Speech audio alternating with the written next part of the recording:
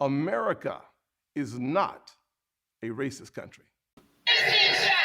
Now it's 16 shots and an early release. Former Chicago police officer Jason-VanDyke was sentenced in 2019 to nearly 7 years in prison for the murder of Laquan McDonald, shooting him 16 times. It was due to my actions that the McDonald family has suffered. He's now being released after a little more than 3 years, tied to good behavior in prison. In Illinois, individuals who are sentenced to prison are eligible for, by law, statutory good time. It's less than what I thought was appropriate, but it's incredibly rare for a police officer in any jurisdiction, especially here in Chicago, to be charged, convicted, and sentenced to prison for murder. And that's the message. But for many, the successful state prosecution isn't enough. I can't rest comfortably until I know that I have exhausted all the means. U.S. Congressman Bobby Rush is among those now calling for federal civil rights charges against Van Dyke. The sentence was a slap on the wrist. Justice has not really been served. And so there's no comfort, there's no relaxing, there's no sense of, well, let's move on. Because we can't move on. We can't move on. This moment doesn't disqualify any future. Absolutely not. We'll fight in the future, but we'll fight right now in this very moment for justice. He's not alone either. Some of the family has pushed for the same, and the NAACP even penned a letter to Attorney General Merrick Garland this week asking to provide your commitment to move forward with appropriate and applicable federal charges. But not everyone agrees. It'll set a precedent in this country for hundreds and thousands of black men that are still in prison. They could use it to re-prosecute them and keep them there. McDonald's great uncle feels some evoking Laquan's name are more concerned with themselves than reforming the system. A lot of this stuff that you see happening, it's not about Laquan McDonald. It's about Cash Apps and Zales. The real problem in America is not Jason-VanDyke.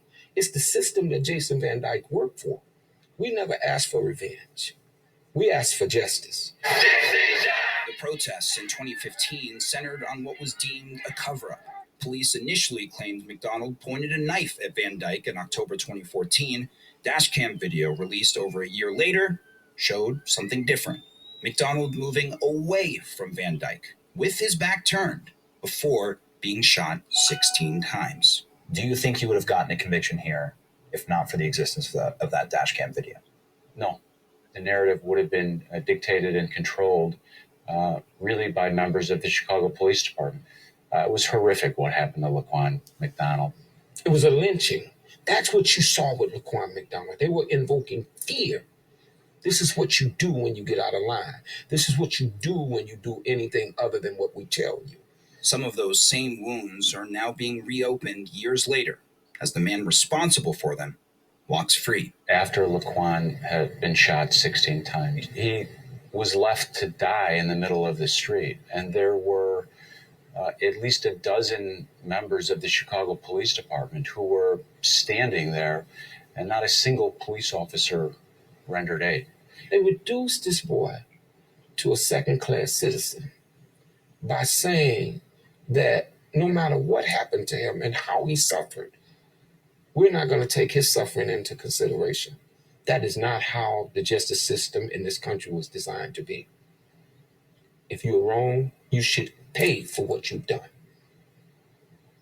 The question now is, will that payment end with this sentence having been served, or will there be new federal charges? A spokesperson for the Department of Justice acknowledged receiving the letter from the NAACP, along with a similar one from both of Illinois' U.S. senators, and says the department is currently reviewing the information. Ladies and gentlemen, Jason-VanDyke was released earlier this morning on good behavior for pumping 16 bullets into Laquan McDonald. You know, they were really going for 18 to 20 years, which I think would have been way more appropriate than less than 3 years for that. Not to mention, if you remember, he lied and tried to say that Laquan McDonald pointed a knife at him, and you saw the distance between where the cops was and where Laquan McDonald was walking in the street. He was nowhere near Jason-VanDyke. So he tried to make that claim. When they went to review the video, it was nothing like that on the video other than Laquan McDonald walking away.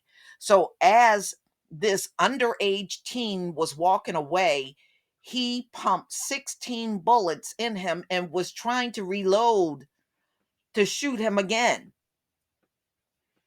So, of course, after being in jail for a laughable period of time, he now feels the pain of the Van Dyke, not Van Dyke, but Laquan McDonald's family. It took that to make you feel their pain. I don't believe you feel their pain at all. So, as usual, the sentence does not fit the crime when it comes down to people like Jason-VanDyke. But, and remember, he got placed in Club Fed. You notice how many of them are all fighting to get to a federal prison. Now, he didn't even commit a crime on the federal level, but he got to be in a federal prison. You see how they do their own? How many black men commit a crime on the state level but get to go to Club Fed? None. None. And now you see Derek Chauvin, and and you see the McMichaels also trying to get the Club Fed. I mean, it is just unbelievable how many of them are trying to claw their way to federal prison, although you killed Aubrey on the state level, but you should go to Club Fed. Come on now. Come on now. So he was convicted of second-degree murder, 16 counts of aggravated battery with a firearm. And a lot of people felt his sentence was very inappropriate to the crime. There was a lot of complaints about the sentence that Van Dyke received. The prosecution was trying to go for 18 to 20 years behind bars, which would have been more appropriate for what he got, but he is still free. So now they're saying they are going to try to go for civil rights violation on the behalf of Laquan McDonald.